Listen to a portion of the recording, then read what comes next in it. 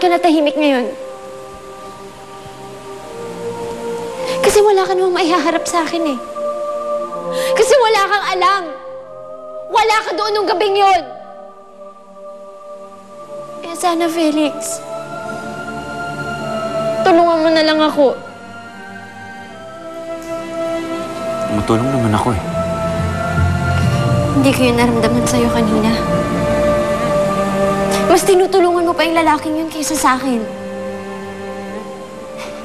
Magsama na lang kayo sa impyerno!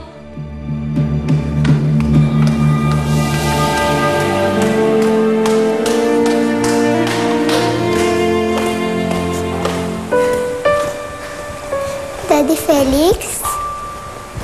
Inaaway ka ni Mami? Bakit po siya galit? Hindi kami nag-aaway. Hindi lang kami nagkakaintindihan ngayon. Kanina ka pa ba nandyan? Narinig mo ba yung usapan namin? Sabi po ni Mami, magsama daw po kayo sa impyerno. Daddy, hindi po mayayari yun. Kasi bad lang po ang mga taong nandoon. Mabait po kayo. Kaya di kayo bagay doon.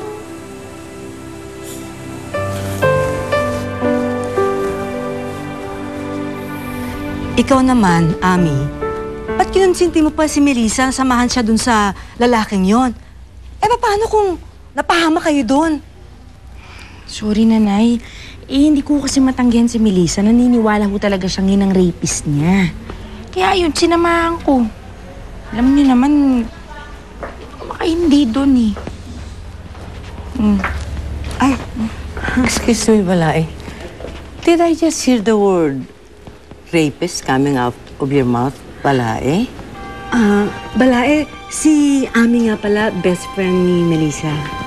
Yeah, I've seen her. So, sinong rapist? Ay, hindi niyo ko ba alam? Ay, kasi Balae, sinamahan ni Ami yung pamangkin niya na mag-research tungkol sa mga rape victims, saka sa mga rapists nila, ikwento yung mga experiences nila. Hindi naman importante yung pinag-uusapan namin, Balae. Sige, maiwan ko kayo. Sige, Balae. Baya. Ikaw talaga, Ami? Hindi pa talaga mapigilan yung bibig mo, ha? Eh, hindi pa ko ba alam nung biyanan ni Melissa kung ano nangyari sa kanya? Hindi ko alam kung alam niya. Hindi ko alam kung nasabi na sa kanya ni Felix. Natatakot lang ako kung alam niya na yung katotohanan. Iba kasi yung ugali niya si Ophelia. Iba siya kay Felix. Hindi ko alam kung matatanggap niya ang nakaraan ni Melissa.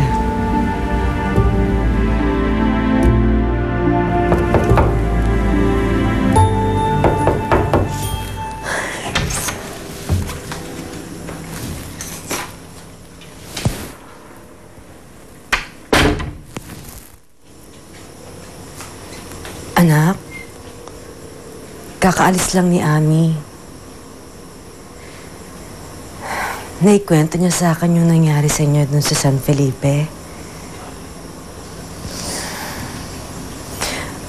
Melissa, anak, bakit naman kailangan ka pang pumunta dun? Tingnan mo tuloy nangyari. Munti ka nang nakapatay ng tao. Nay, pwede ba?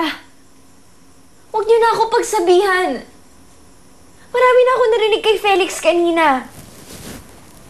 Wala naman sa akin kung tama o mali yung ginawa ko eh. Basta nakagante ako sa lalaking bumaboy sa akin. Paano kung maling tao yung ginantihan mo? Paano kung hindi naman yun yung rapist mo? Nay, tama na! Iwan niyo na ako, please! Ayoko pa makapag-usap kahit kanino muna.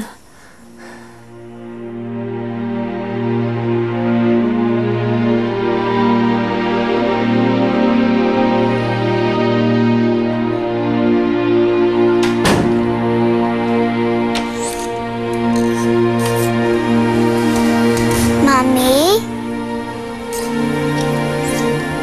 Narinig ko pong sinisigaw niyo si Daddy Felix kanina. Bakit niyo po siya inaaway? Eva, pwede ba? Huwag ka na sumabay sa pagsisermon sa akin. Bumalik ka na sa kwarto mo.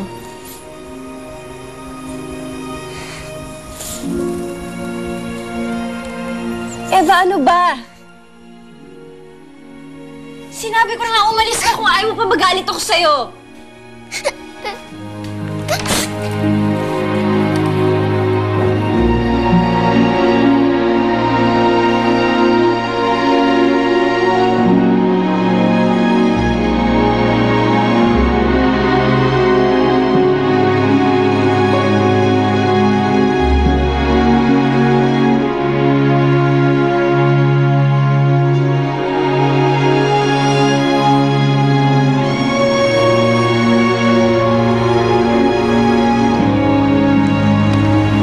Eva?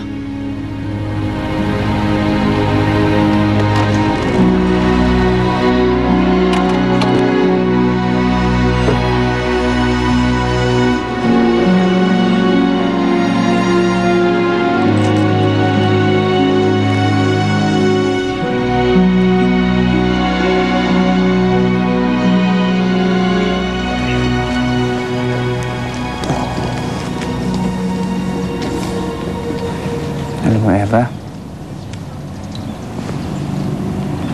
Hindi galit sa'yo ang mami mo. Kaya pagpasensyahan mo na siya, ha? Meron na siyang pinagdadaanan ngayon.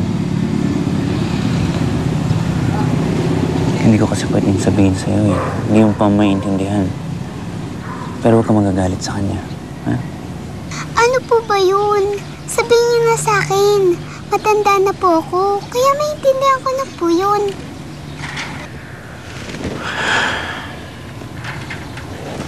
Okay. Meron kasing taong nanakit sa mami mo. Kaya sobrang laki ng sugat na binigay niya sa mami mo. Hanggang ngayon hindi pa yung gumagaling. Kaya parati pa rin siyang umiiyak. Parati siyang galit. Pero huwag ka mag-alala, hindi galit sa atin ang mami mo. Lalong-lalo na sa'yo. May kaaway po si Mami? Sino ba yung masamang taong yun? Bakit niya sinugatan ng malaki ang Mami ko? Kawawa naman si Mami.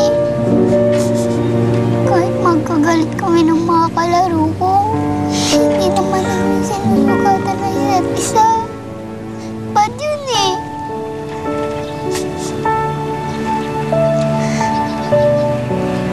Alam mo kung sino man yung bad guy na yun.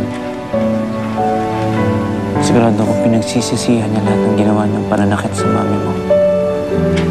Walang isang araw na hindi siya humingi ng tawad sa Diyos. Dahil sa nagawa niyang kasalanan sa mami mo. Basta, kung sino kagalit ng Mami ko, kagalit ko na rin. At kung sino love ng Mami ko, love ko rin. Kaya super love ko kayo, Daddy Felix.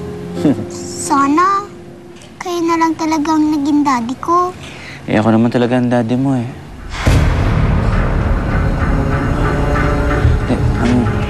Eva, ibig ko sabihin, di ba? Ako na ngayon yung daddy mo.